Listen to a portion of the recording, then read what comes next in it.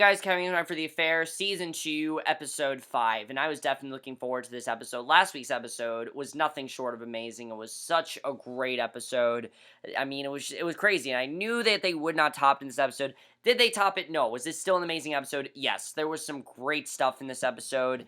Again, we focused on Allison and Cole, which I will say, these episodes are not as interesting as Noah and Helen, but they're still great episodes. I still really like what they do with these episodes overall, and especially for Allison and Cole, this was a pretty dark episode for both of them, definitely. I mean, not as dark as happened with Helen last week, but things went really bad for them very fast, and definitely some really great stuff in this episode. Definitely really loved it, and again, they went with the whole one flashback instead of, one flash forward instead of two flash forwards. I'll get into that. Let's first talk about Allison, because Allison, basically everything bad that could possibly happen to Allison happened to her in this episode. And this is supposed to take place the same time that Helen and Noah's whole thing took place. I believe that's when it's supposed to take place. But Noah's not even in this episode. Like, Noah's barely in it, and we see him once, and that's really it. So let's just get to Allison.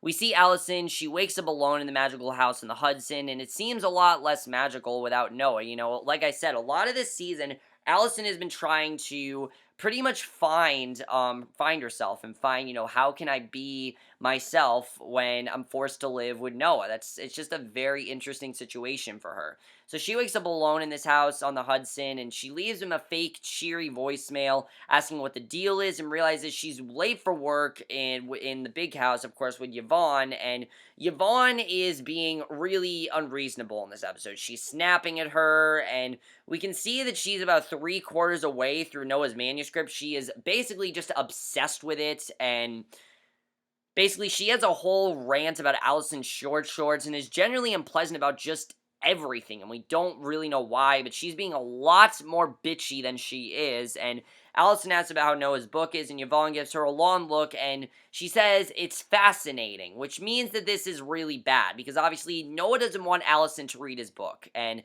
that's a huge part of Allison's plot here. Noah doesn't want Allison to read his book, and this really starts to make her be like, what the fuck is in this book? Like, why are you being so, secretive about what's going on here? She wants to know what's going on, definitely.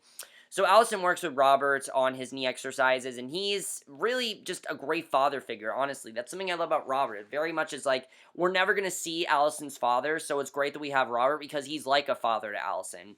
She asks if Yvonne is mad at her. He assures her that she's not, and he says part of his therapy is Allison massaging his upper leg, and they get to chatting about cheating on spouses, and it turns out that Yvonne and Robert had their own affair back in the day. Everyone's having affairs on this show. I mean, Yvonne and Robert did. Bruce, I mean, we of course we know that Bruce and Margaret did. Allison and Noah did. Noah and Helen did. Allison and Cole did. And now Yvonne and Robert did. Who hasn't had an affair?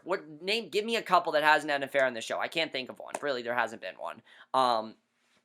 Allison starts telling Robert, whom she really seems to trust and lets her guard down around, the real story of her and Noah.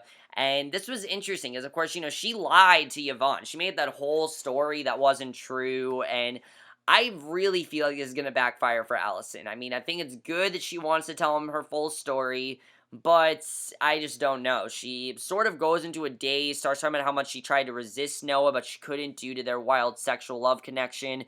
And Robert's eyes sort of glaze over, goes back to, and goes back black as she's talking about this wonderful connection. When she comes back to herself, she and Robert both realize that she can't keep touching him because he's very excited. He has an erection from what she's saying. It's pretty funny. I definitely liked it. It's also pretty upsetting.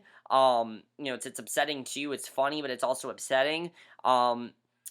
What sucks is that it really seemed like Robert was a genuinely good person to her, when it really does seem like he was just there because he had a crush on her. And it says she really has this effect on men, and that really goes with what happens when she reads Noah's book, which I'll get into. She takes off on her bicycle to town, experimenting with letting go and the handles and trying to shake off the weirdness of what just happened in town. She picks up the food that Yvonne requested, and basically this really tray lady behind the counter realizes who she is, lets her know that Yvonne has talked about her and how she and Noah might get married on the property, and you can sort of see Allison thinking that maybe she was wrong about what she was picking up before. Maybe she was wrong about what happened, and maybe Noah actually said something good. Again, this all has to do with Noah's book. What's going on with Noah's book? Why are they acting this way? So back at the house, Yvonne is still treating her like shit. She's still treating her really rudely, and she generally ignores her when she's serving the family their food. She goes back to their cabin. Robert surprised her with a visit, and he goes in this lame thing about how Yvonne found a better assistant, someone who just graduated from the Iowa Writers Workshop, and he doesn't need her help to help him with leg exercise anymore. So basically, fuck you guys. I mean, we're not going to see them now. So she tries to fight, says she doesn't understand, and he says that she thinks she does, and she's fired. She's fired from Yvonne. I mean, this was so quick, but it's all basically because of Noah's book. It's because of what Noah has said in his book about Allison. The one thing that Noah said not to do is read his book, but of course, because of all Allison's been through, she has to. She can't not read his book. I mean, how can you not? Just think of everything that she's been through. I don't know how she couldn't read his book. She goes to his book. She figures out, basically what we already suspected, that everything in the book that he has written is about sex and how she is sexual and all this sexual stuff with her. That's all he talks about. He just talks about the sexual stuff that's happened with her, and she's obviously very upset, because she's just being treated like some sex object. It makes sense why Yvonne was treating her really, bitchy, and it makes sense why Robert was coming on to her, because they think that she's some kind of slut, and she even wrecks Yvonne's office a bit, leaves Noah a very angry message, just tell him she's not happy. She packs a bag, catches a sight of herself in the mirror, and, even her bra is hanging out a little bit, and you can see her looking at herself, trying to figure out if this is all men can see when they look at her. Ruth Wilson did a very good job in this scene. She just thinks that she's this sex symbol now. She doesn't want to be seen that way. She wants to be seen as a woman. She wants to be taken seriously. She doesn't want men just oogling her when she walks by. She doesn't want that. What woman wants that? Nobody wants to just be oogled by men when they walk by. I don't think women do, at least. I think some women like that, but she doesn't want that because, she takes the subway to Fort Greene and she rings Helen's doorbell. And I thought that was interesting that she did that. I don't know why she did this, but I think it's because she knows that Helen has probably gone through the same thing. And, of course, Helen, is trying to keep her cool. You can tell she's trying not to flip her shit. And Allison has maybe lost her mind as she takes a bit of a tone with Helen and asks where Noah is. Helen agrees that Allison tells her she wasn't trying to steal her husband and that she didn't make him do this and she is sorry. And I really like that Allison says that. I like that Allison was there to apologize because, they had a lot of unresolved feelings, and I like that they actually made amends here, it seemed. They're never going to be best friends, but at least they tried to make some sort of amends. I like that. Helen shuts this all down, and she starts painting a picture of how Noah can seem great, but then he starts taking his fears on the women he's with, and then you become the enemy, and that the same thing's going to happen to Allison. And we don't know if that's true because we know that they're married in the flash forward, but for all we know, things could not be very good between them right now. And I think this is the first sign that Noah is in love with sex. That's what he's in love with. He's in love with lust. He's not in love with Allison. He is in lust with Allison. I think they definitely showed that here. And Noah's never been, he's not a likable guy. He's a dick. He really is. He longs for power. He longs for control. And he does whatever he can to manipulate people. That's just how Noah is. Not that he's a bad character. He's just not a very likable person. And I like that we saw that here.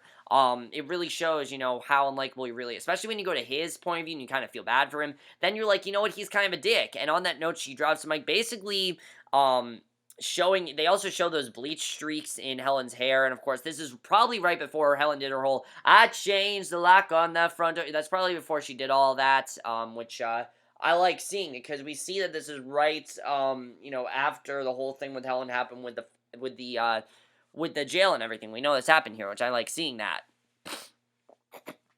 So Allison is a total wreck at this point. She gets on the train, looks at her engagement ring, and she tosses it in the bag. She wants nothing to do with Noah right now. And she then goes back to Montauk, which I thought was awesome that we saw that. She runs back home, and that was huge, that she's now back in Montauk, and I thought that was interesting that she's gone back there. Who would have thought she went back to Montauk? But that was really great with Allison. Everything going on with her was great. But Cole, I thought again, was just as interesting. His was just as great.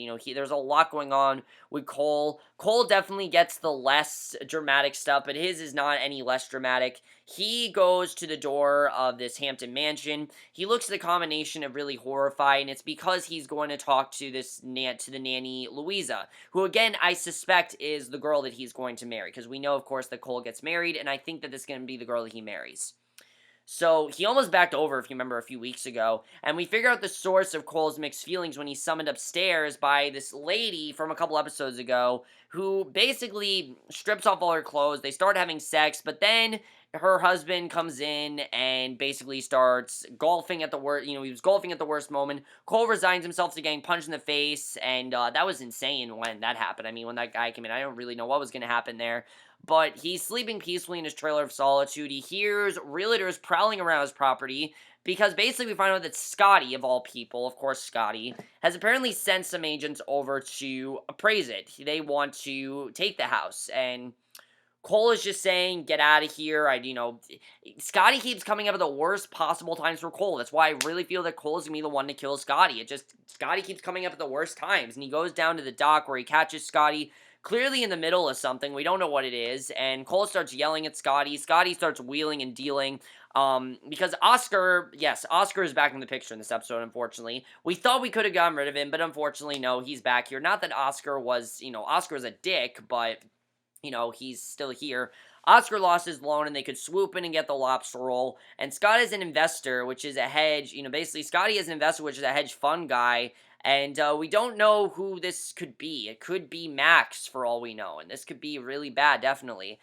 He wants Cole to get Allison to sell the house so he can invest the profits into a nightclub. And he needs $1 million.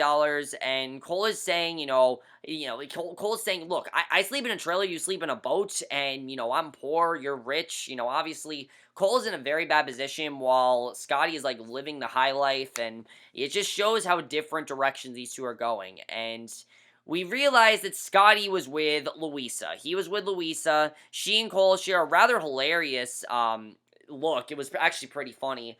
And Scottie's fur ruffles up a bit, so Cole leaves and passes two guys clearly on their way to buy drugs from Scottie. And Cole watches this deal go down. Luisa loses her mind over it, stomping right off the boat. And Cole, I really like what Cole does here. He actually offers to go retrieve her work clothes off the boat because, she just threw him off there. And Scott pleads with his brother not to have sex with her. He clearly likes this girl, but, she doesn't like him whatsoever, why would anyone like Scottie? I can understand that. Why would anyone like Scottie?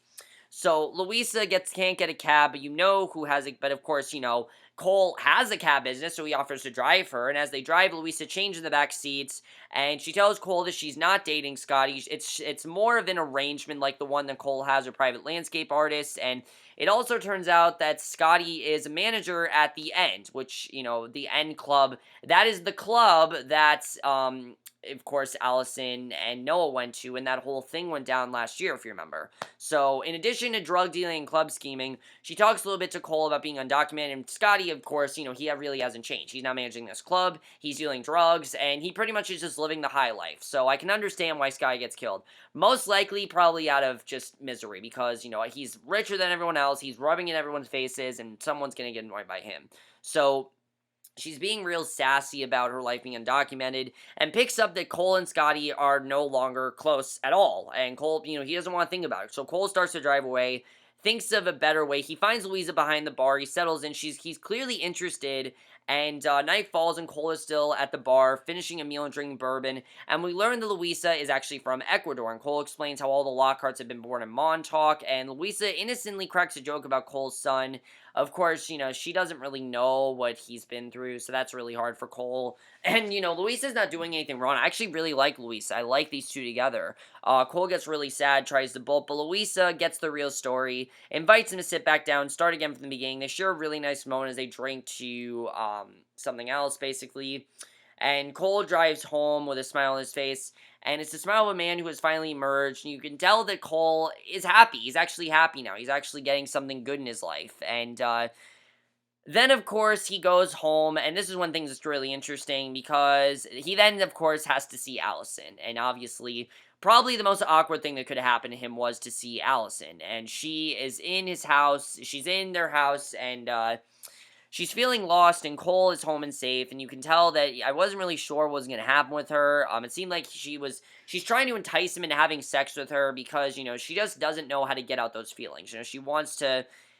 I don't really know what's going on here. Cole sits back in the back of the house looking at the ocean, notices that he has Luisa's phone number written on his hand, so he could call her at any time. And again, I really feel like Luisa's going to be his wife. So Scottie Lockhart comes up, stumbling up, clearly wondering if Cole has brought Luisa home with him, and Cole won't let him in, which enrages Scottie further, and Scottie saying that she is mine, and they get really just into this huge fight. I thought this was going to be when Scottie died, but of course this isn't at the wedding. This is not the wedding that happened, so clearly that's not going to happen yet. But I do think that Cole's going to be the one to kill Scottie. And how do I think he's going to kill Scottie? If Cole marries Luisa, then him and Scottie are definitely going to get into a huge fight here, and things are getting very interesting there. So it seems like Scottie wants attachment to Luisa, while Lisa clearly just sees this as a business deal, which I think is definitely very interesting. Even though Scottie is a dick, you do kind of feel bad for him with that.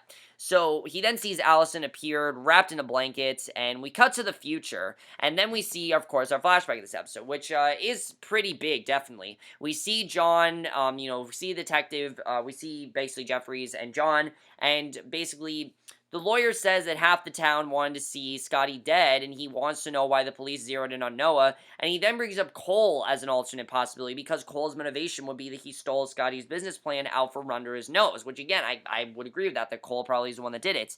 But then Jeffries leaves, and guess who offers the expensive lawyer a menu and a phone number? It's Oscar. Oscar is now working at a restaurant, and it's called Lockhart's Lobster Roll. So, what this means, I'm not really sure. We don't know what this is about, but clearly Scottie had a business that, he was working in, and Oscar worked there. So, what this means now is going to be very interesting, because Oscar very well could have killed Scottie. He could have killed Scottie for all we know. I love that this twist has been introduced. It's made things very interesting, and I definitely really love that. But overall, guys, really great episode, definitely. Let's talk about Allison. What really is going to happen here with Allison? I'm not really sure. I mean, she's kind of trying to find herself while Cole is getting a bit happier. Do you think Cole and Luisa are going to get married? I'm not really sure. Scottie and Cole clearly have a lot going on with them, which I do like seeing. I like seeing that. There's a lot of tension going on there. Definitely is going to get very interesting. Overall, guys, definitely a great episode. Really enjoyed overall. Didn't have too much to say about, but I will see you guys in my next video, which will be for the Nick. I know, again, another show I'm behind on, but I will be watching that, and I will see you guys for that. Okay, bye.